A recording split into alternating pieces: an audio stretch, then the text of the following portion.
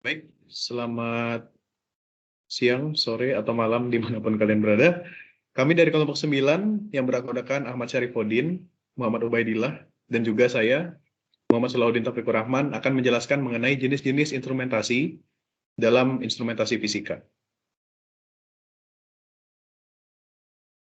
Dalam presentasi ini kami akan membahas tentang null instrumentation, deflection instrument, analog dan digital sensor, serta analog dan digital readout instrument, dan juga input impedance. Untuk instrumen yang pertama adalah null instrument. Sebelumnya mungkin kita akan mendefinisikan dua input yang ada pada sistem instrumen null ini.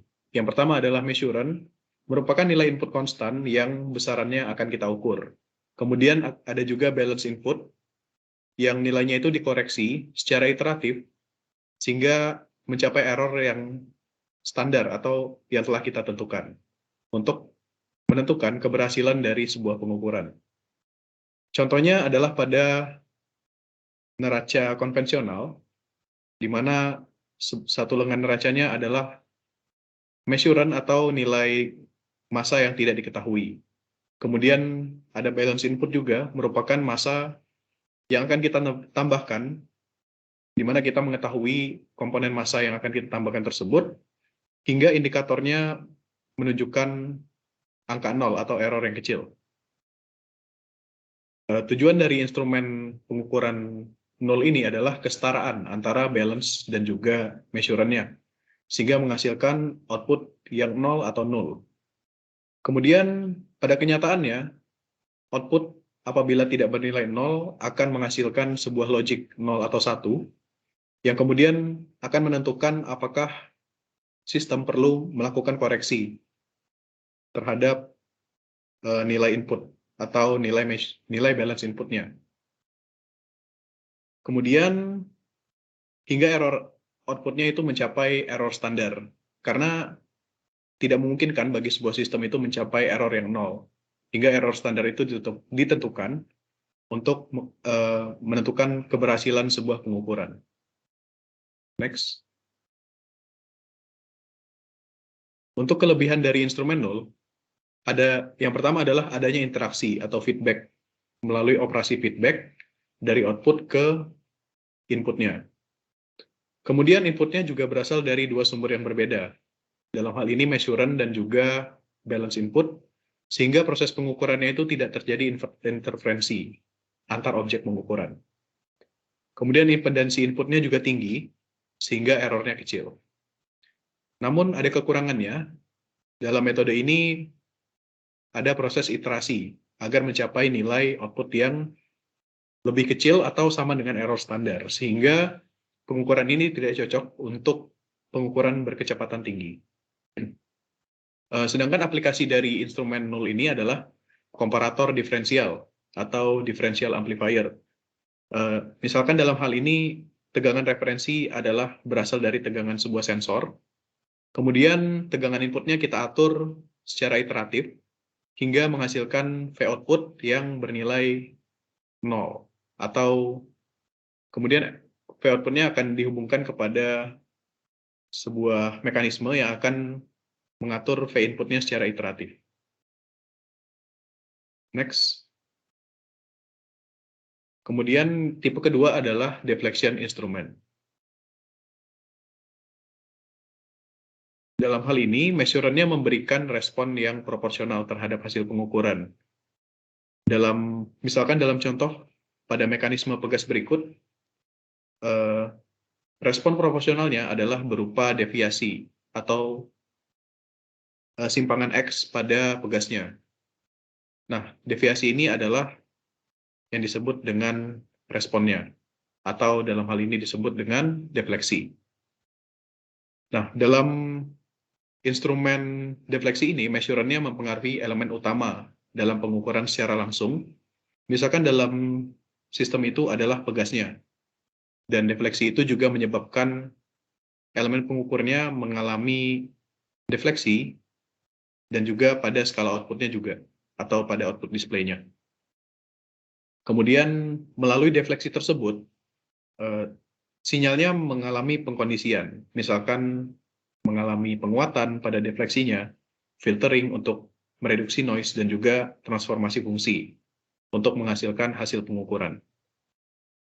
Misalkan dalam sistem pegas itu tentu akan menampilkan output display yang merupakan massa dari measurannya, tetapi pada pegas akan terjadi osilasi, sehingga perlu waktu bagi rangkaian untuk menghasilkan output yang errornya 0.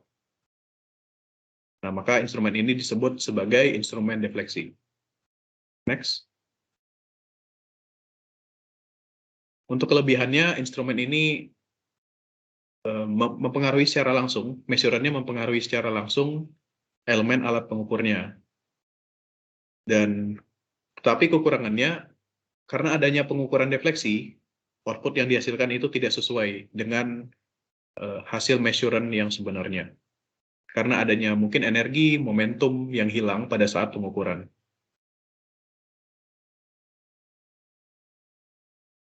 Next. Nah, ini ada blok diagramnya. Ini adalah sebuah sistem closed loop. Tetapi pada error sinyal, sebagian terkonversi sebagai correction feedback yang akan menentukan apakah inputnya perlu dilakukan iterasi selanjutnya atau tidak. Kemudian sebagiannya terkonversi sebagai defleksi.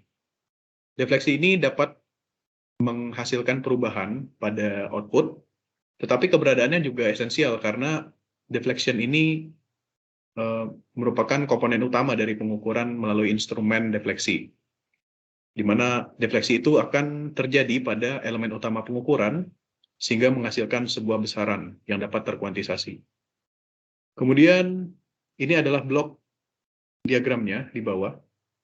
Inputnya akan mempengaruhi komponen utama dari instrumennya, kemudian berupa akan mempengaruhi rangkaian dan menghasilkan sinyal defleksi.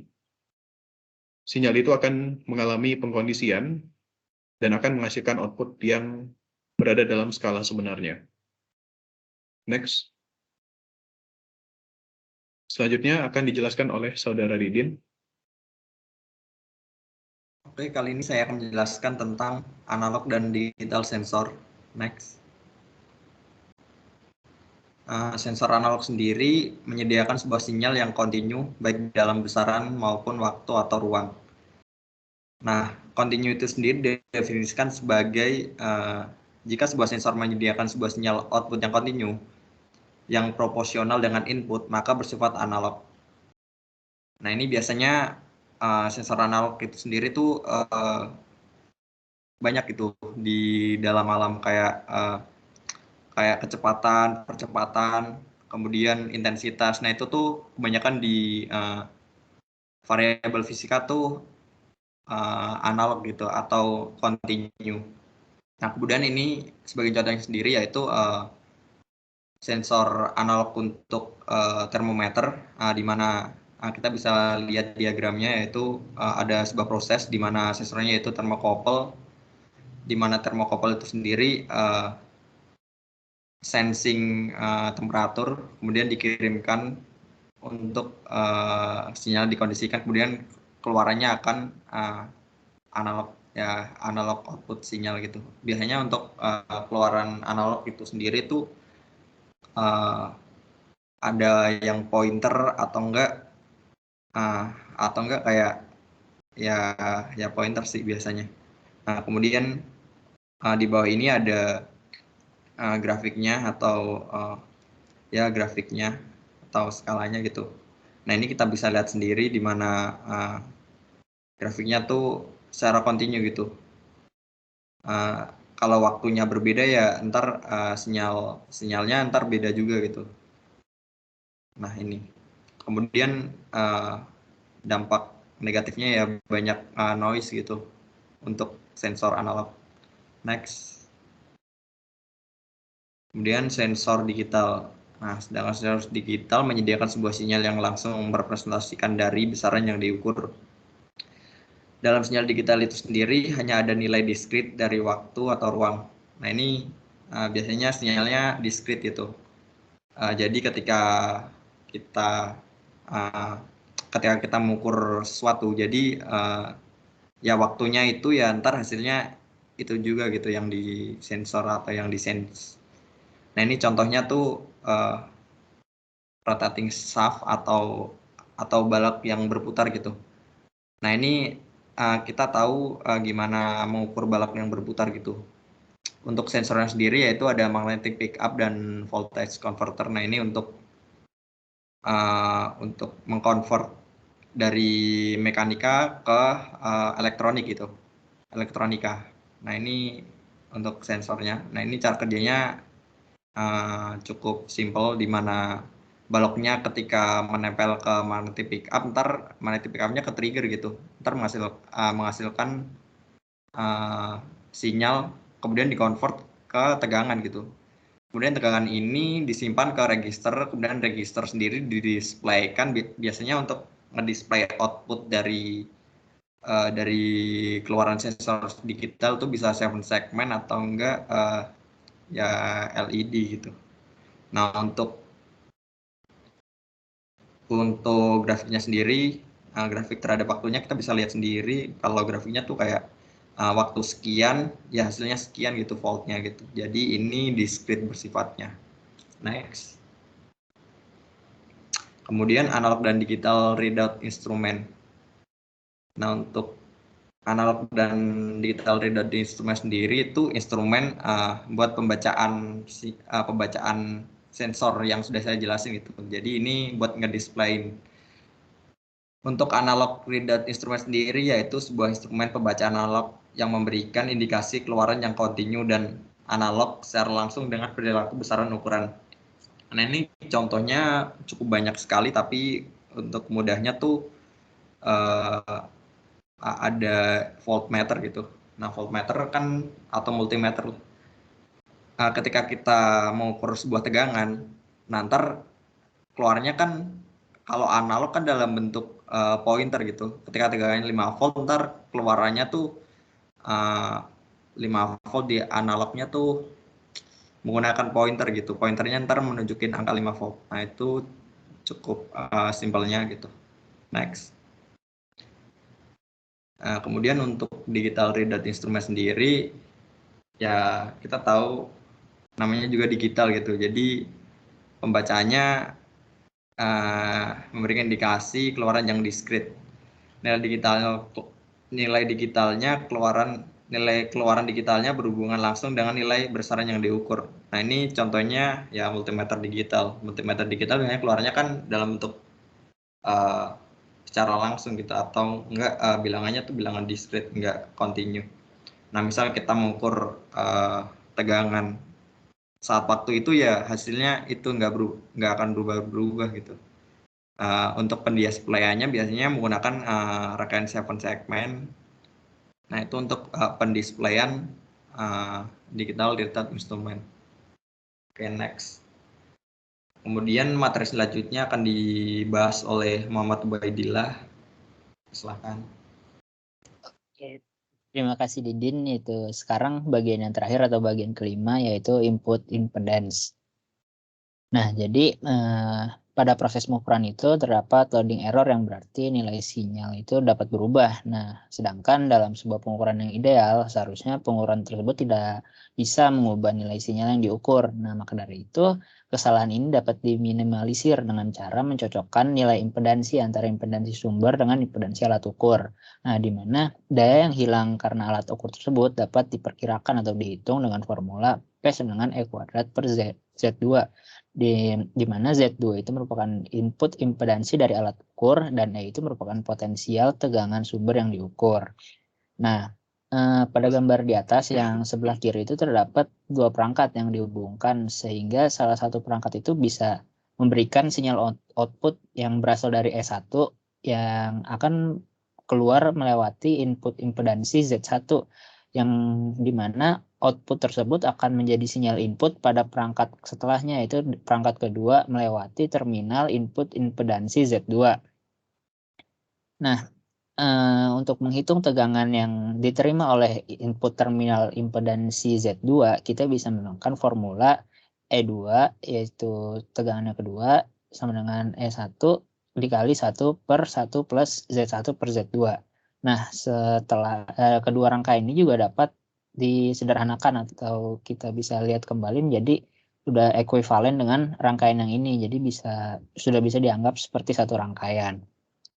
Nah, dan perbedaan potensial yang keluar antara tegangan di perangkat pertama dengan perangkat kedua itu ada disebut loading error yang tadi disebutkan. Itu yang loading error itu juga dihasilkan oleh input impedansi dari perangkat kedua. Nah, maka bisa ditarik kesimpulan untuk meminimalisir kesalahan yang terjadi itu kita bisa memberikan nilai input impedansi Z2 itu relatif lebih tinggi daripada Z1. Nah, untuk kesimpulan dari presentasi kali ini yaitu terdapat banyak jenis-jenis instrumentasi seperti null instrument, deflection instrument, dan analog dan digital readout instrument untuk pengukuran secara analog maupun digital yang memiliki kelebihan dan kekurangannya masing-masing. Nah, berikut sumber kami, kurang lebihnya mohon maaf. Sekian dari kelompok kami. Wassalamualaikum warahmatullahi wabarakatuh.